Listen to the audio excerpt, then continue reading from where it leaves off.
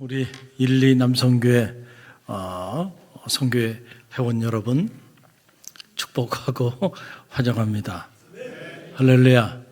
이제 제가 어르신이란 단어는 사용하지 않으려고 그래요. 우리 형님들 그렇죠? 아직 정정하십니다. 할렐루야. 형님이 되고 오빠가 되고 할렐루야. 또 주님 안에서 언제나 새벽 이슬 같은 주의 청년들로 그렇게 영원히 젊음을 유지하시면서 행복하게 사시기를 간절히 바랍니다. 또 오늘 찬양팀으로 섬겨준 우리 청년들 또 청장년들 너무너무 감사하고요. 오늘 주름 하는 거 보니까 저 동화 형제 부럽습니다. 이야, 어떻게 저렇게 두들기는지 말이에요. 저분은 아주 그냥 스트레스가 다 풀릴 것 같아. 찬양으로 섬겨주셔서 너무너무 감사합니다. 오늘은 이 접붙임의 원리에 관한 말씀인데, 사실 로마서는 우리가 그냥 묵상하기 사실 쉽지 않은 말씀이에요. 그러나 이 로마서가 우리의 믿음의 내용을 채우는 그런 놀라운 생명의 말씀으로 기록되어 있기 때문에 모든 신학자들이 공히 로마서를 복음서를 제외한 최고의 영적이고 신학적인 말씀의 책으로 그렇게 여기고 있는 거예요. 오늘 다시 읽는 로마서 27번째 시간을 맞이하면서 오늘은 접붙임의 원리, 한번 따라해보세요. 접붙임의 원리. 접붙임의 원리에 관한 말씀을 잠시 묵상하고 오늘 나누길 원합니다. 우리가 예수님께서 말씀을 많이 전해 주셨는데 그 말씀을 복음서를 통해서 읽어보면 많은 경우 예수님이 농작의 원리를 통해서 메시지를 전한 경우들이 많아요. 씨 뿌리는 비유라든지 이런 것들이 다 뭐예요? 농작의 원리를 통해서 하늘의 비밀을 가르쳐 주신 거예요. 사도 바울도 오늘 로마서 11장에서 이 농작의 원리를 가지고 복음의 메시지를 전하고 있는 걸 보게 돼요. 그것이 바로 뭐냐면 접붙임의 원리라는 거예요. 접붙임의 원리. 그래서 감람나무가 등장하는데 이 감람나무는 미리 선택받은 이스라엘 백성들을 상징하는 거고, 돌 감람나무가 등장하는데 돌 감람나무는 이방인들을 이렇게 상징하는데, 자, 돌 감람나무의 가지를 꺾어가지고 참 감람나무에 접붙이는 그런 내용이 오늘 본문에 기록되어 있는 것을 보게 돼요. 우리가 짧게 이 말씀의 의미를 살펴보면 오늘 본문 이 한 절 로마서 11장 24절 말씀 보게 되니까 본성을 거스려 좋은 감람나무에 접붙임을 받았다, 이런 얘기가 나와요. 본성을 거스려서 좋은 감람나무에 접붙임을 받았다, 이런 얘기가 나오는데, 자, 이게 무슨 얘기냐 하면 보통은 자, 좋은 나무 가지를 갖다가 좋지 않은 나무 가지에 이렇게 젖을 붙인단 말이에요. 그런데 어떻게 된 일인지 이 로마서 11장에 보게 되면 안 좋은 나무까지, 야생 올리브 나무인 돌 감람나무의 가지를 꺾어다가 좋은 나무, 감람나무, 좋은 양질의 감람나무에 젖을 붙이는 그런 접붙이는 그런 장면이 나오는 거예요. 그러니까 이게 본성을 거스린 거예요. 그러니까 왜 이런 행동을 할까? 여러분, 하나님이 행하시는 일들은 때때로 우리가 이해하지 못하는 영역들이 더 많이 있습니다. 그런데 나중에 보면은 하나님께서 이런 놀라운 일을 행하시려고 이런 일을 행하셨구나라고 하는 걸 알게 돼요. 여러분, 일본에 가면 기적의 사과라고 하는 그 사과가 있대요. 서양 사람들이 너무너무 좋아하는 사과인데 이건 배나무에다가 사과나무 가지를 접붙인 거예요. 그랬더니 사과가 나는데 그 사과에 배맛도 있고 사과맛도 있고 당도가 너무 높은 거예요. 그래서 사람들이 이렇게 좋아한다는 거예요. 그래서 때때로 사실은 그 과수원에 가면은 종종 이런 접붙이는 일들을 한단 말이에요. 그런데 오늘 보니까 감람나무에 뭐를 접붙였어요? 돌 감람나무의 가지를 꺾어다가 접붙였다는 거예요. 그러니까 이 일 자체는 본성을 거스리는 일이라는 거죠. 왜 안 좋은 가지를 좋은 나무에 갖다가 그렇게 접붙이느냐라고 하는 거예요. 그러다 하나님의 이유가 있었겠죠. 이스라엘 백성들, 하나님께 선택받은 그 선민, 왜 그 선민들의 나무에 상처를 내고, 그리고 안 좋은 이방인, 어떻게 보면 버려진 사람들, 관심 갖지 않아도 되는 그 사람들의 가지를 꺾어다가 걷다가 접붙이냔 말이에요.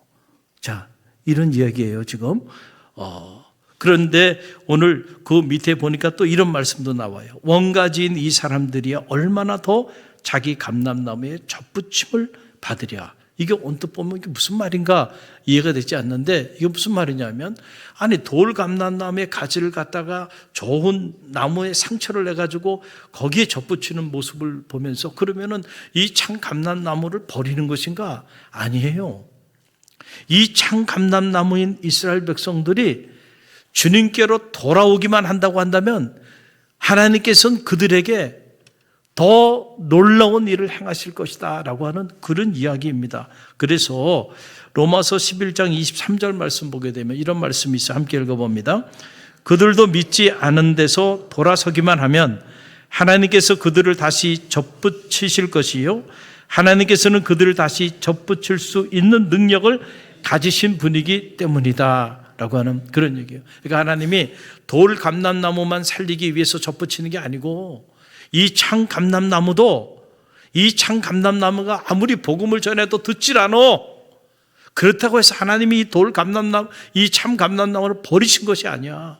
이들이 믿음 안에서 하나님께로 돌아올 수만 있다고 한다면 하나님이 10번, 100번, 1000번이라도 접붙여서 이 감람나무를 살리실 것이라는 사실이에요.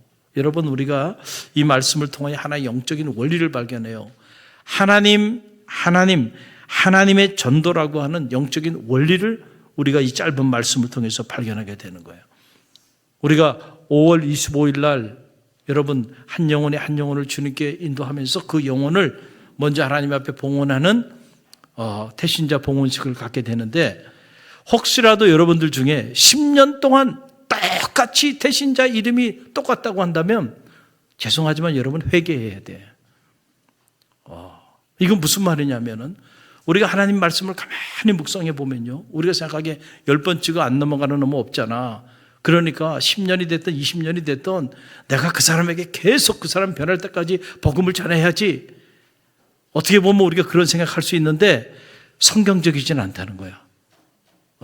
여러분들이 그 사람에게 복음을 전했어요. 어떻게 보면 이스라엘 백성들이 감람나무의 변화를 위해서 복음을 계속 전했는데 안 바뀌어.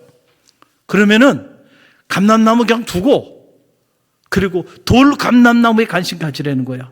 그리고 돌 감람나무 가지를 꺾어서 그 다음에 이스라엘 백성들에게 주신 그 생명의 원기, 그거 잘라가지고 걷다 덧붙여서 돌 감람나무도 그 생명의 온기를 받을 수 있도록 하라는 거예요. 그러면 어찌하랴 이 돌 감람나무를 통해서 예기치 않은 놀라운 일들이 일어날지.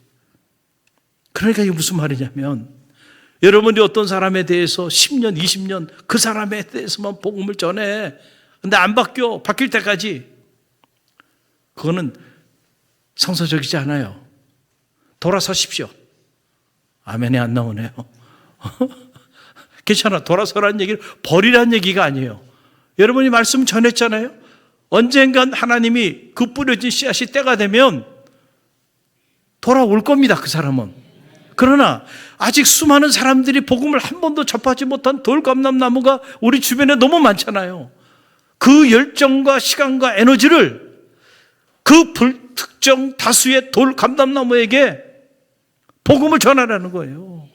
그러면 어찌 알겠느냐? 그 돌감람나무들 중에서 여러분이 전하는 그 복음 때문에 놀라운 생명의 역사들이 나타나지 아니하겠는가?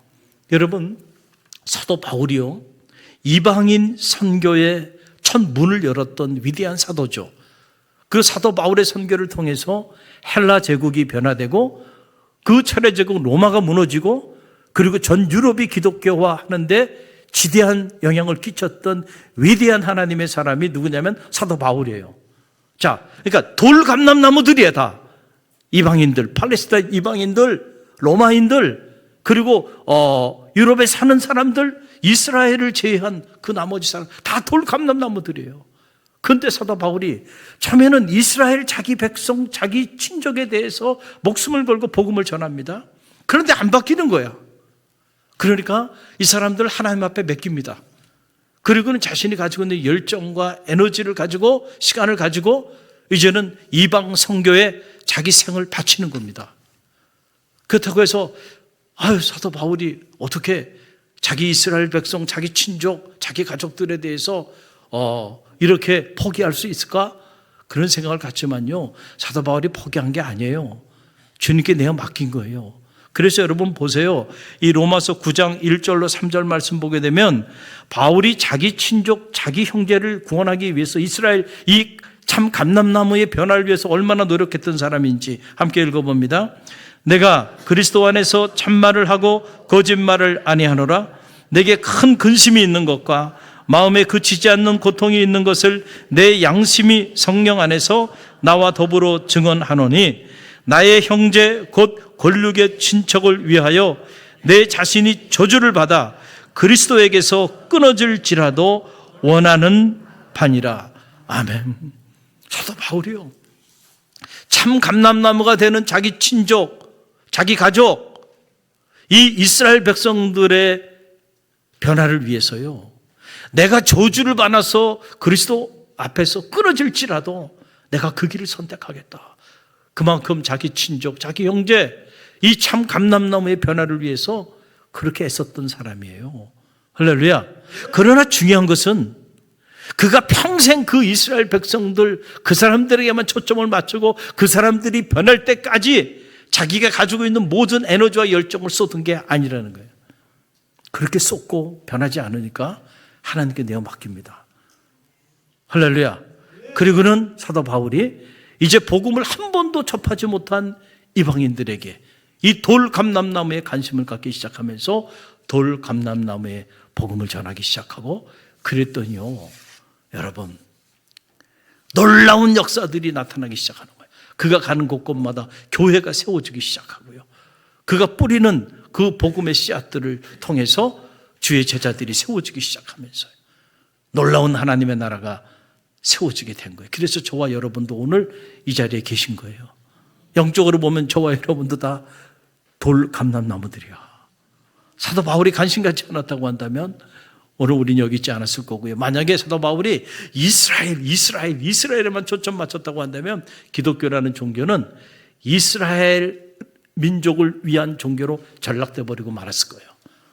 그러나 접붙임의 원리, 이 돌감람나무, 이 이방인들, 그들에게 관심을 갖고 그들의 가지를 꺾어서 이스라엘에 접붙이기 시작하니까 이스라엘 백성들이 보여주지 못하는 놀라운 역사들이 나타나기 시작했다라고 하는 그런 사실이에요.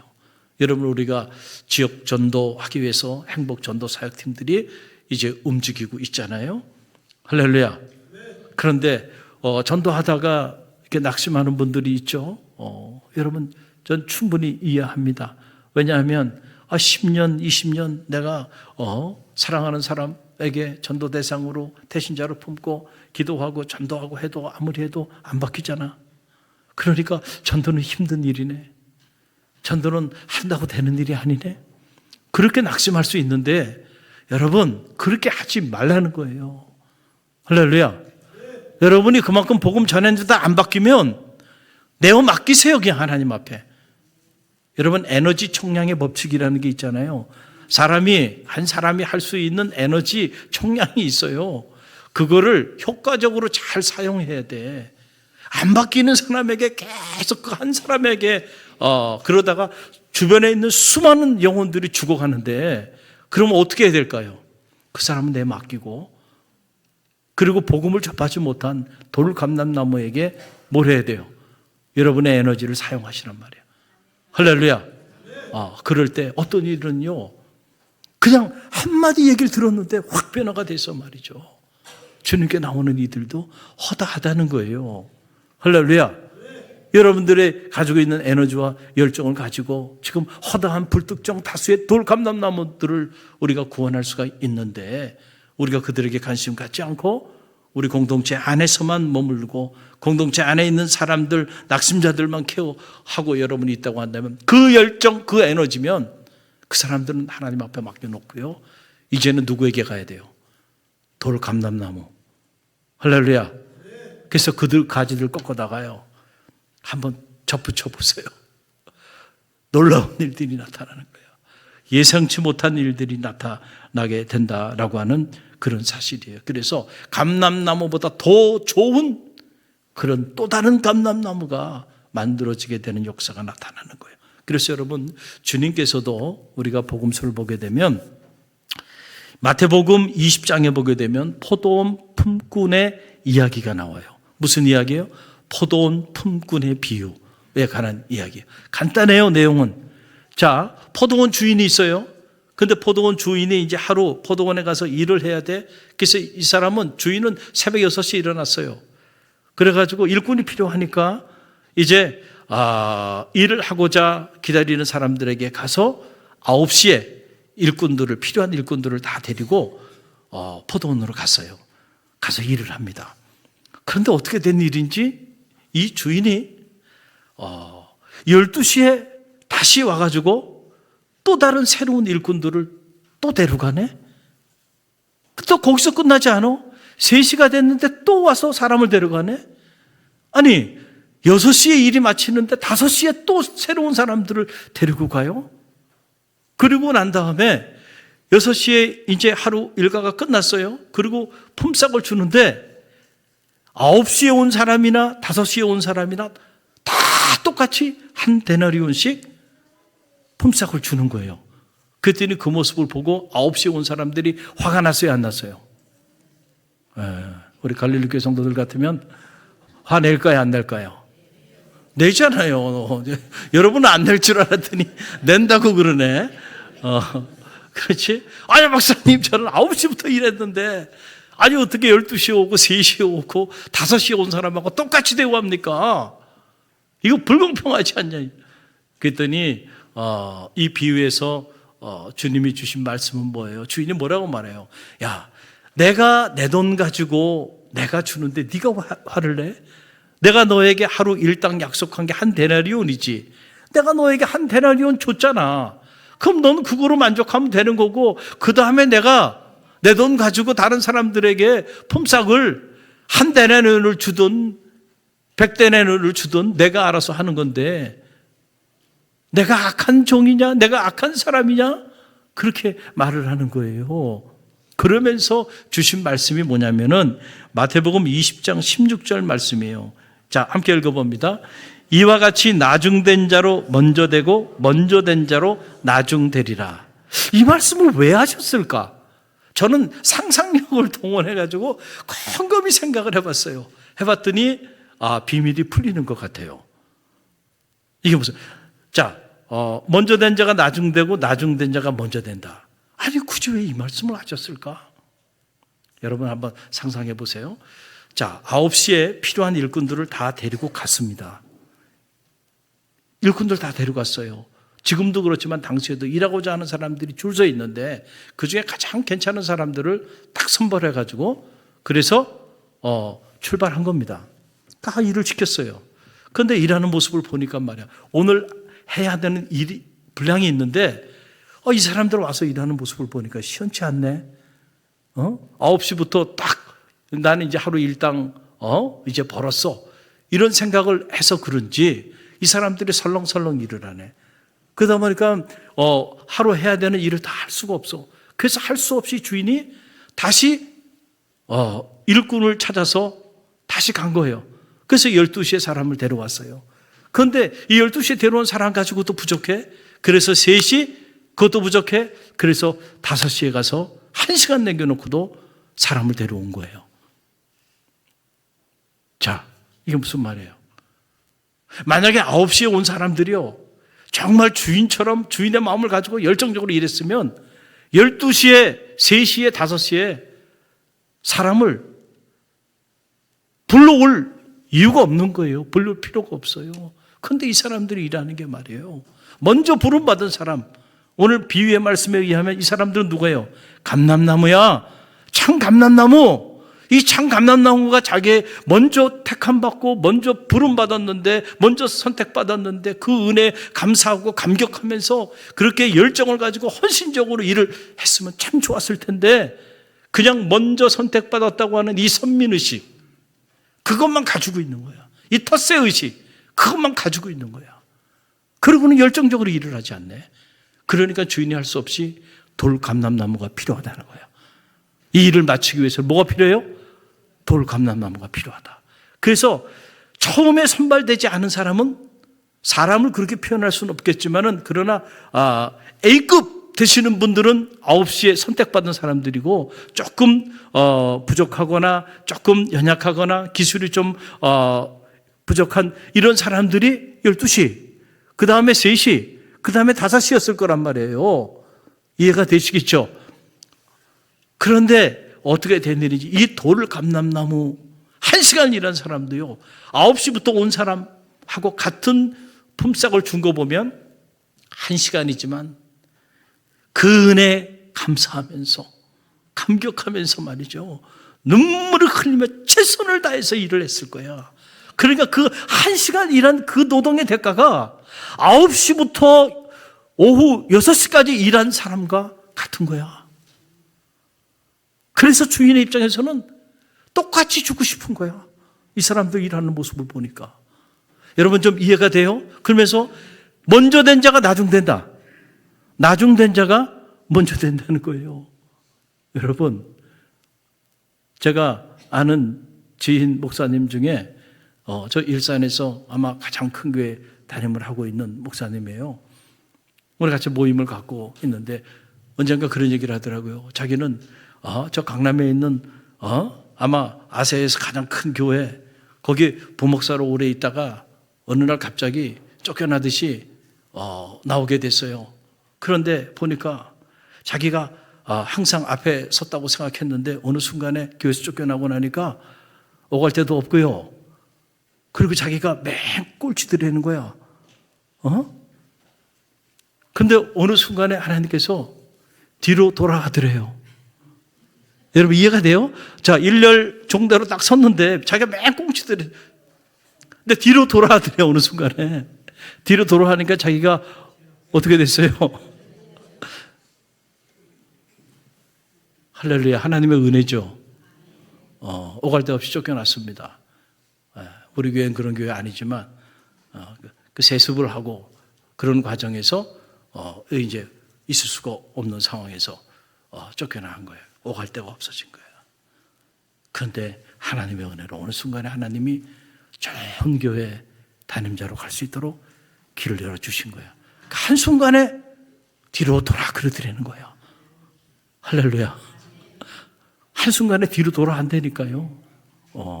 제가 어제가 아니죠. 금요일 저녁 정확히 5시 반이에요. 5시 반에 일어난 일입니다.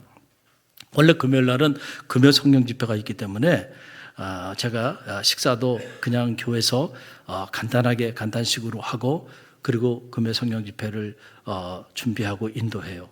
그런데 제가 가장 무서워하는 사람 중에 한 사람이 제 아내입니다. 아니, 저분이 갑자기 카톡을 딱 보냈는데 그날 이제 비도 좀 오고 이랬어요. 그러다 보니까 갑자기 해물파전이 먹고 싶대요. 야, 그런데 중요한 거는 그것을 가족톡에다가 올렸어요. 그러니까 두 딸을 배경으로 협박을 하는 거죠. 거기에 제가 리플을 잘못하면 큰일 납니다. 이건 정말 거의 알아서 살아야 돼. 그래서 제가 아니 1대1로 카톡을 하지. 아마 그랬으면 제가 좀 흔들렸을 거예요. 지금 집회도 있고 그러니까 다음에 먹으러 가자. 그랬을 수도 있었을 거예요. 그런데 가족톡에다가 딱 올려놓은 거예요. 그러니 제가 뭐라고 리플을 달아야 돼요? 같이 먹으러 갑시다. 모시러 가겠습니다. 그래가지고 비는 오는데 차로 가서 집 앞에 쫙 대기시켜 놓고 그리고 그분을 모시고, 그리고는 도선사 밑자락에 있는 해물파전 잘하는 집이 있어요. 그 집에 가서 해물파전하고 순두부를 시켰어요. 근데 보니까 비가 오고 그러니까 등산객이 없잖아요. 그러니까 텅텅 비어 있고 저하고 우리 집사람밖에 없더라고요. 그리고 그 주인도 제가 아는 지인인데 주인도 비가 오고 그러니까 먼저 집에 가시고 종업원 두 사람만, 주방에 한 사람, 그다음에 홀 서비스 하시는 분 한 분, 이렇게 두 분이 계신 거예요. 그래서 그렇게 시켜서 이제 먹고 있는데 한 5시 한 50분쯤 됐을까? 한 남자분이 들어와요. 그러니까 이 홀 서비스 하는 종업원의 눈빛이 손님이 왔는데 왠지 부담스러워하는 분위기야. 왜 그런가 했더니 뭐라고 얘기했냐면 우리가 6시 50분에 문을 닫는다는 거야. 그러니까 지금 오면 어떡하냐? 뭐 이런 이제 분위기야. 그러면서 우리가 6시 50분에 문을 닫는데 그러니까 분위기가 좀 그런 거예요. 그러니까 이분이 식사하러 왔는데 지금 곧 함께 올 일행들이 있어요. 그 일행들하고 이제 전화를 하고 있는데 그러면은 6시 50분 이전에 우리가 시간 맞춰서 나가드릴게요. 이렇게 말을 하더라고요. 그러니까 이분이 뭐라고 말했냐면 종업원이 그러면은 그 전골을 시키라는 거야. 전골을 시키면 빨리 나온다는 거야. 그러니까 메뉴도 많은데 그 메뉴도 그냥 그 종업원이 그냥 거의 반강제식으로, 그러니까 이분이 어찌할 바를 모르더니 보통 남자분들이요 다 순진합니다. 그렇죠? 바보 온달 평강공주예요. 그러니까 아내가 없으니까 이 남자가 힘을 못 쓰는 거야. 그러면 그냥 그렇게 해달라고 그러면 전화해가지고 정걸 시키래 그러면서 얘기를 하는 거예요. 그래가지고 이제 자리에 이렇게 앉으려고 하는데 이 홀 서빙 하는 그 아주머니가 주방에 있는 분에게 얘기를 하는 거예요. 그러니까 정골 이렇게 해가지고 몇 사람 오니까 준비해 줬으면 좋겠다 그랬더니 주방이 더 파워가 있더라고요. 주방에 있는 그분이 뭐라고 그러냐면은 우리 이제 퇴근할 건데 손님 받지 말자는 거예요. 그러니까 이 홀 서빙 하는 분이 꼼짝을 또 못하네. 그러고는 다시 손님에게 가가지고 아무래도 안 되겠다는 거야. 우리가 이제 정리해야 되기 때문에 다음에 와줬으면 좋겠대. 그들이 내쫓더라고요. 저 손님을. 야, 내가 그 모습을 보면서 말이죠. 이게 주인과 종업원의 차이라고 하는 건 이런 거구나. 만약에 주인이 있었다면 그 비 오는 날 찾아온 그 손님을 그렇게 내쫓겠어요? 안 쫓죠? 종업원들이 이렇단 말이에요, 종업원들이. 근데 다 그런 건 아니죠. 모든 종업원이 그런 건 아니에요. 주인처럼, 주인이 보든지 보지 않든지 주인 같은 마음으로 그렇게 섬겨야지. 할렐루야. 야, 손님을 쫓아버려. 손님을 쫓아버리더라. 그럼 어떻게 해야 될까요? 제가 마음에. 이런 종업원은 어떻게 해야 될까요? 변화가 필요하겠죠. 변화가 필요하겠죠. 새로운 돌 감람나무가 필요하겠죠. 이 사람은 오래되신 분이에요. 제가 더 아는 분이니까 참 감람나무야. 그 참 감람나무가 이루고 사니까 여러분 이 사업체가 앞으로 잘 성장하려면 어떻게 해야 돼요? 돌 감람나무가 필요해. 할렐루야. 여러분, 제가 그 모습을 보면서 깨달은 거예요. 그렇구나. 감람나무만 붙잡고 있으면 정말 기독교는요, 만약에 사도 바울이 변하지 않는, 아무리 복음을 전하고 아무리 저주를 받아도 내가 저주를 받아 하나님 앞에 끊어진다 할지라도 내가 그렇게 하겠다 이런 열정을 가지고 나아가도요, 변하지 않는다고 한다면 참 감람나무 안 변하면 돌 감람나무라도 가지고 와가지고요 변화를 줘야 되는 거예요. 할렐루야. 마찬가지예요. 사업도 마찬가지고 또 우리가 복음을 전하는 이 일도 마찬가지다라고 하는 그런 사실에. 그래서 먼저 된 자가 나중될 수 있고요, 나중된 자가 먼저 될 수도 있는 거예요. 할렐루야. 그러니까 내가 뭐 몇 년 신앙생활하고 뭐 그거 아무것도 아니에요. 만약에 그것만 주장한다고 한다면 여러분은 나중된 자가 될 수 있어요. 그러나 오늘 와서도요, 1시간 전에 왔어도요, 이 사람이 어떻게 해요? 이 나중된 자가 먼저 된 자가 될 수도 있다니까요. 중요한 건 오늘 우리가 하나님 앞에서 주인처럼 사는 거예요. 할렐루야. 늘 우리가 최선을 다해서 하나님의 은혜 감사하면서 9시에 우리가 부름을 받았지만 절대로 안일하게 안주하거나 또는 절대로 교만하지 말고, 그리고 그 은혜 감사하면서 감격하면서 저 5시에 온 사람처럼 우리가 그렇게 처음처럼 일하는 게 중요하다는 거예요. 이거 하나 우리가 깨달을 수 있는 거고, 또 하나 우리가 복음을 전할 때 때때로 이 참 감람나무 때문에 낙심하지 말고요, 그럴 때는 눈을 돌 감람나무에게 돌리십시오. 그러면은 여러분 별로 수고하지도 않았는데 여러분의 뿌린 씨앗 때문에 실제로 생명이 살아나는 역사들이 불듯 일어나게 될 거예요.